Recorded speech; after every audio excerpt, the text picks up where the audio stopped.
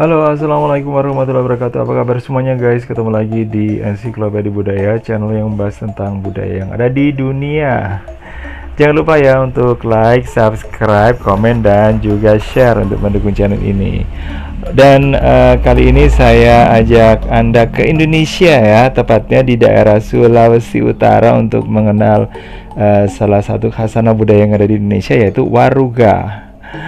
Guys, konon masyarakat kuno Minahasa di utara Pulau Sulawesi pada masa megalitik atau batu besar ini katanya sangat sakti dan perkasa. Salah satu bukti kesaktian yang dipercaya masyarakatnya yaitu mereka dapat mengetahui kapan hidup mereka akan berakhir. Nah, orang-orang kuno ini akan menyiapkan semacam tempat untuk bersemayamnya sendiri begitu mereka sudah merasa bahwa ajalnya sudah dekat. Oke guys, mereka mencari bongkahan batu besar serta mengangkat sendiri bongkahan batu itu yang dipakai untuk kuburan mereka sendiri. Nah, hebatnya lagi mereka itu membawa batu besar itu di atas kepala yang hanya disangga tangan kanan. Nah, ini konon ya. Nah, sementara tangan kirinya digunakan untuk menangkap ikan di sungai-sungai tanpa bantuan peralatan apapun dalam perjalanan menuju lokasi kubur yang mereka tentukan sendiri. Nah, batu besar itulah yang nantinya akan menjadi peti batu bagi pembawanya, guys. Nah, peti dari bongkahan batu yang juga disebut sebagai waruga itu biasanya berukuran lebar 50 dan tingginya 1 meter ya. Terus kemudian panjang 50 cm hingga 1 meter dan tinggi sekitar 1 meter ya. Terus kemudian bentuknya petinya terdiri dari dua bagian atas sama bagian bawah ya. Nah, atas itu tutupnya guys. Kemudian guys, bagian atas adalah bagian yang paling indah karena terdapat ukiran-ukiran berbagai macam motif. Tapi pada waruga yang berusia sudah tua yang kira-kira lebih dari 1200 tahun ini nggak ada hiasannya ya. Mungkin pada kurun waktu yang lebih awal budaya mengukir ini belum begitu populer. Sementara cukup yang berhias cungkupnya itu diperkirakan muncul 400 sampai 500 tahun yang lalu. Nah, ukiran pada waruga biasanya menggambarkan keterangan atau profesi si mayat ya guys ya. Nah, sebelum meninggal itu dia seperti apa profesinya. Terus kemudian cungkup berukir binatang ini menandakan mayat yang dikubur di dalam waruga itu semasa hidupnya adalah seorang pemburu. Terus kemudian cungkup bermotif perempuan yang sedang melahirkan ini menandakan bahwa si mayat yang diletakkan di dalamnya itu seorang dukun beranak gitu guys. Pada umumnya mayat yang diletakkan dalam sebuah waruga biasanya hanya satu orang saja. Tapi ada juga loh ya sebuah waruga yang ditemukan terdiri dari beberapa mayat. Nah, ini ditandai dengan adanya motif beberapa orang sekaligus pada sisi luar penutup atasnya. Nah, diyakini ya kalau orang-orang yang berada di dalam peti itu terdiri dari satu keluarga utuh. Oke guys, selanjutnya kalau dilihat dari cara menempatkan mayatnya juga unik loh ya. Mayat di dalam waruga tidak diletakkan berbaring ya, sebagaimana mayat-mayat yang biasanya ditemukan pada masyarakat saat ini.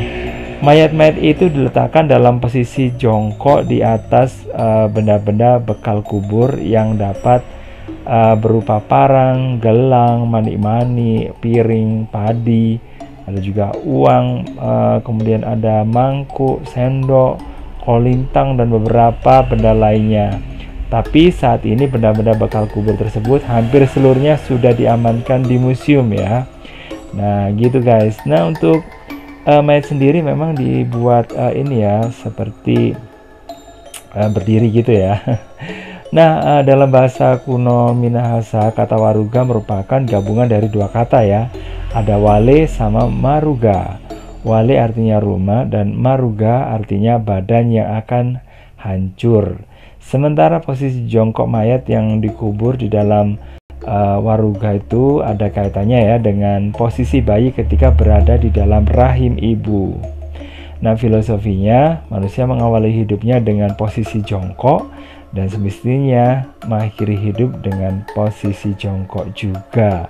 Dalam bahasa setempat, filosofi ini disebut sebagai womb ya.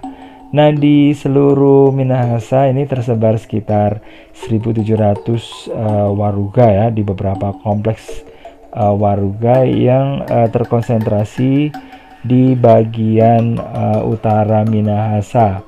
Sebagian besar waruga merupakan kuburan prajurit perang atau warane dan tokoh masyarakat atau walian. Dua kompleks waruga terbesar adalah kompleks waruga Air Madidi Bawah dan kompleks waruga Sawangan. Keduanya berada di Kabupaten Minahasa, Sulawesi Utara. Di kompleks Air Madidi Bawah terdapat 153 waruga dan waruga termuda bertanggal 26 Juli 1947. Nah, sebanyak 152 waruga berjajar dalam 10 baris dengan jarak sekitar 2-3 meter ya. Nah, tradisi meletakkan mayat pada waruga ini mulai ditinggalkan sekitar tahun 1800-an ya guys ya, karena ada larangan dari pemerintah kolonial Belanda waktu itu. Nah, pada waktu itu di wilayah berdekatan dengan lokasi penempatan waruga terjangkit wabah penyakit tipes dan kolera. Nah, karena dikhawatirkan wabah itu menular ya, karena ditularkan dari mayat itu melalui celah yang terdapat di antara badan waruga dan cungkup itu katanya ya. Nah, masalahnya peti batu waruga tidak dikubur melainkan diletakkan begitu saja di sebuah area khusus. Tidak hanya itu, dengan menyebarnya agama Kristen juga turut menghilangkan tradisi tersebut ya, karena ajaran agama itu mengharuskan mayat dikubur di dalam tanah. Ini mulai menyebar di Minahasa guys ya. Jadi memang waruga ini merupakan khasana budaya yang ada di Indonesia yang saat ini mungkin sudah nggak ada ini ya, nggak ada penerusnya lagi, tinggal sisa-sisanya aja yang harus dipertahankan. Oke guys, pokoknya makasih banget ya udah gabungan. Jangan lupa sekali lagi untuk like, subscribe, komen, dan juga share untuk mendukung channel ini, karena tanpa dukungan Anda channel ini tidak punya nilai atau artinya apa-apa ya. Oke, pokoknya sekali lagi makasih banget dan saya akhiri ya. Wassalamualaikum warahmatullahi wabarakatuh. Bye bye.